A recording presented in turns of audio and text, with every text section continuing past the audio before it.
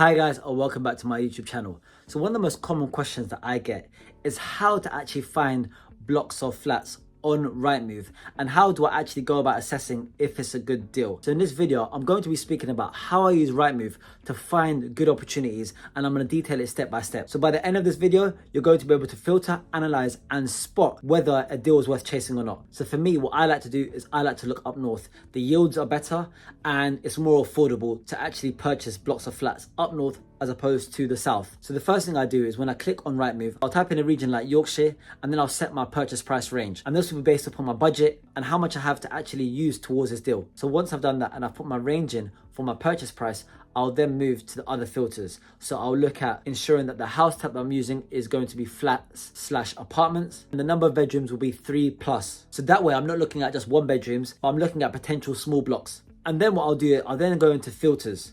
So this would enable me to actually further filter out what it is I'm looking for. So the first thing I'll tick is freehold. So this ensures that even though I'm looking at flats/apartments, that I am looking at specifically freeholds, because that's what we're interested in. And for those that are new to the channel and that might not know what a freehold is, this is basically where you actually have ownership over the building and the land that it sits on. So when we're looking at small blocks of flats, we're looking to purchase the whole block and essentially the freehold for that block. Now, as I move through the filters, I'll also tick out the things that I don't want to see. So this will include buy-in schemes, auction properties I won't really be interested in, and retirement homes as well. So this is where it gets interesting. So then I'll scroll through, and here some of the listings will actually say blocks of apartments, or some of them may not. However, you can also get a gauge from the images. So if there are any that you're not sure, where it doesn't specifically say blocks of flats or block of apartments, then you can just click on the listing and actually there review whether it is just one flat on its own or it actually is a block of flats. And then I'll keep scrolling through until I actually click on one I'm interested in.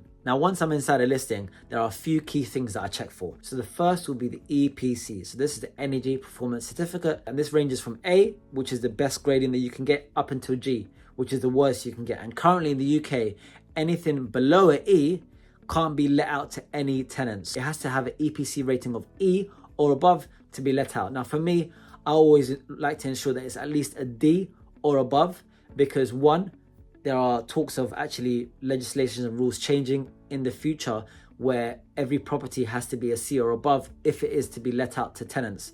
So for me, I'm always looking for at least a D now or above, preferably a C or above. I also then check to see how close it is to a train station, how close it is to schools. This will give me a good idea of the type of rental demand that I could get. And if things check out, then I'll look at the numbers. Now, once I've moved over to the numbers, I'll be able to assess from the listing if the property is already rented out. Now, if it is, I can just input those numbers and put it into my deal analyzer sheet. And from there, I can assess what the monthly profit is going to be, what my return on my investment is going to be. So my return on investment is basically my return on the capital deployed. So the higher the percentage, the better. And if it isn't being rented out, then what I will do is actually do a like for those individual flats using Rightmove initially. So I'll plug that postcode in for that property and put it into Rightmove, into the rent section. And then from there, I'll look at a quarter-of-mile radius and then do a like with that flat.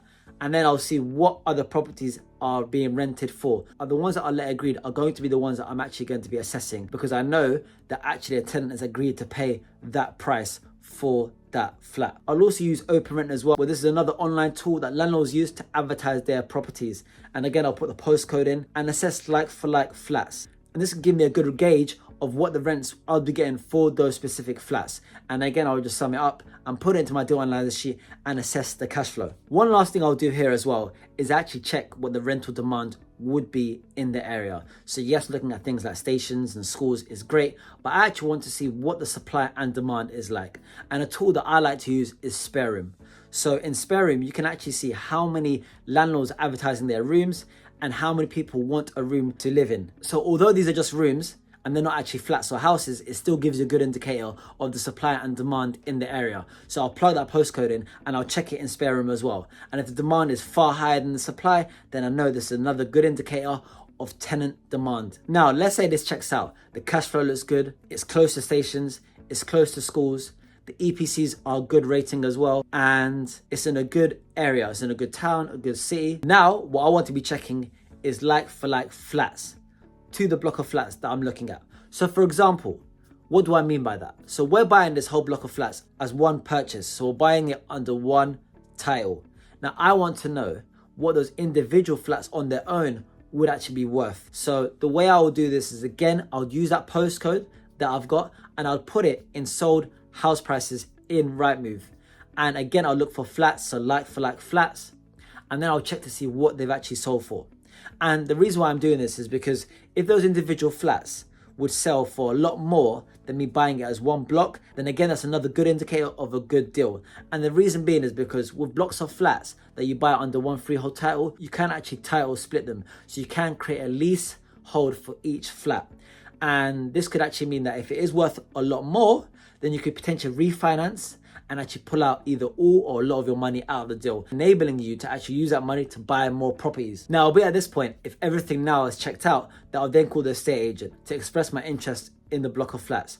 I would ask them how long the block of flats has been up for. I would ask them why the seller is looking to sell. I would ask them about the rental history, and if there are tenants in there, they have been paying the rent on time for the duration that they've been in the property. And I also want to know if there's room for negotiation as well, because just because it's been advertised at a certain price on Rightmove, it doesn't mean that's the price I have to pay to secure the deal.